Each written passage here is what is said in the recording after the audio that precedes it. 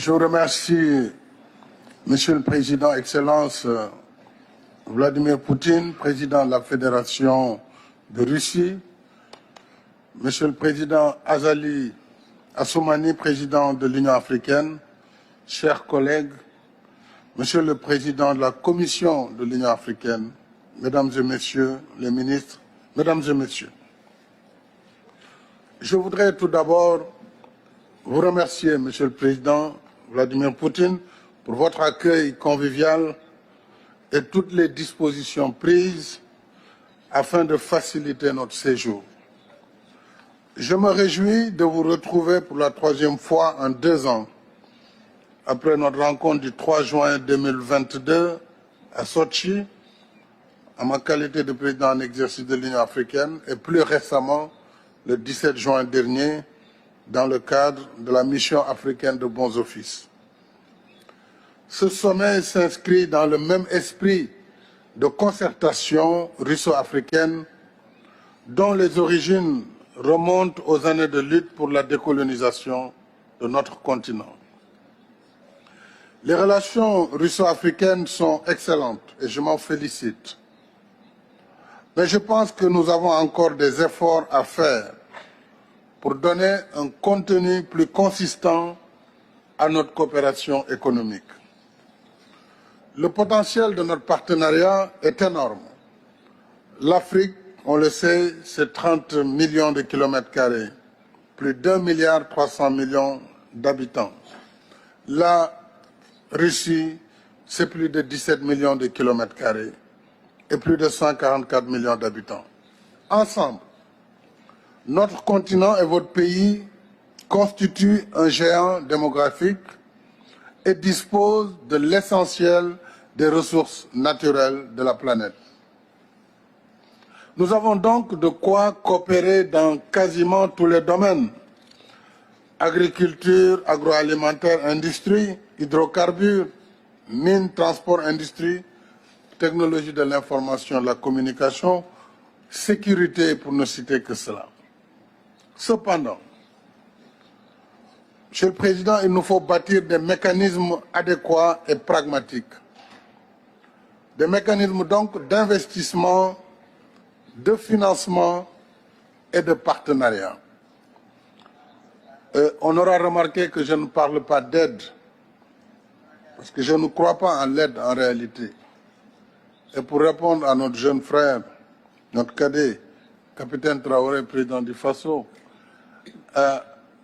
l'Afrique, les chefs d'État ne sont pas venus ici pour mendier.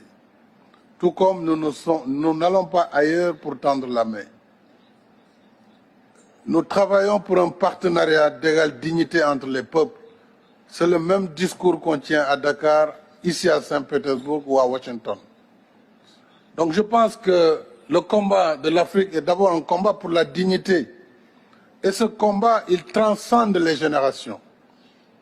Je suis très heureux, moi, d'être à côté du président Museveni ou du président Denis Sassou Nguesso, qui ont été pour l'un des combattants de la liberté, pour d'autres, des modèles de résilience. Et chaque génération a son combat à mener.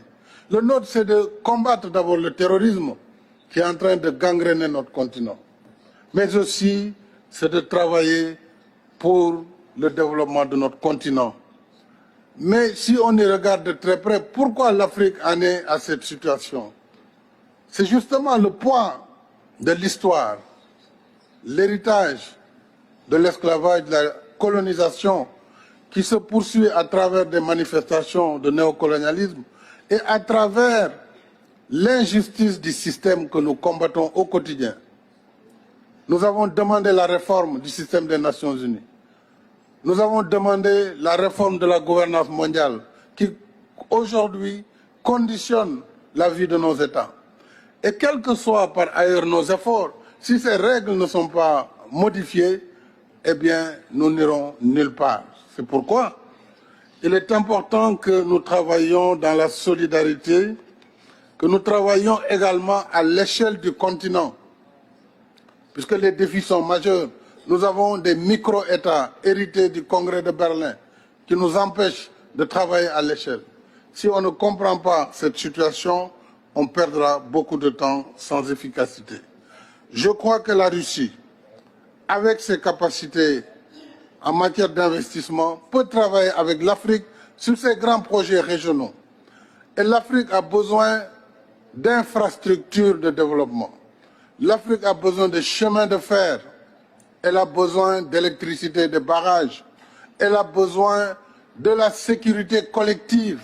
Et sur tout cela, l'Union africaine, à travers différents mécanismes, que ce soit l'ODA-NEPAD, que ce soit les programmes régionaux, nous avons le programme qu'il faut et je pense qu'avec la Russie, nous pourrons travailler ensemble avec les BRICS et avec tout autre partenaire qui souhaiterait travailler dans nos priorités. Nous pourrons ensemble bâtir une prospérité partagée. Je pense que s'agissant maintenant de nos soucis, et notre souci principal reste la paix sur le continent. Notre souci, c'est la sécurité à l'échelle du continent et du monde.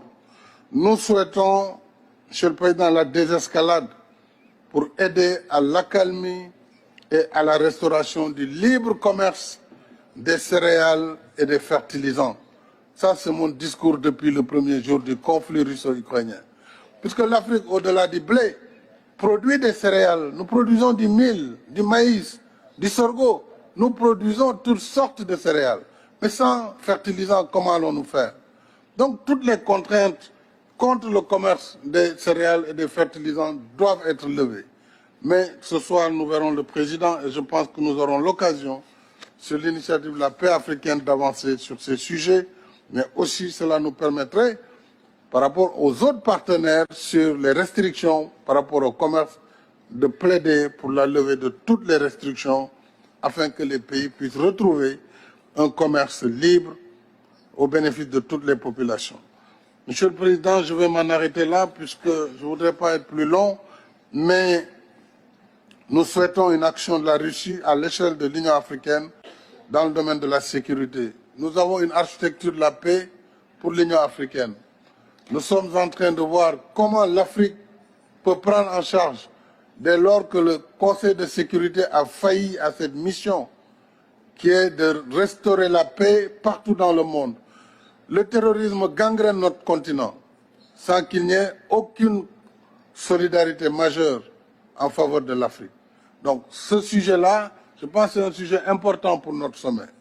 L'autre sujet important, je l'ai dit, c'est vraiment l'investissement que nous devons pouvoir faire ensemble pour une prospérité partagée. Je ne peux terminer, Monsieur le Président, sans vous féliciter et vous remercier pour le soutien diligent que vous avez apporté à la demande d'adhésion de l'Afrique comme membre de plein droit du G20. Cela participe de notre revendication pour une gouvernance politique et économique mondiale plus juste et plus inclusive, y compris par la réforme du Conseil de sécurité, afin que l'Afrique y trouve enfin une place plus conforme aux réalités de notre temps. Encore une fois, merci pour votre invitation et plein succès à nos travaux. Je vous remercie de votre aimable attention.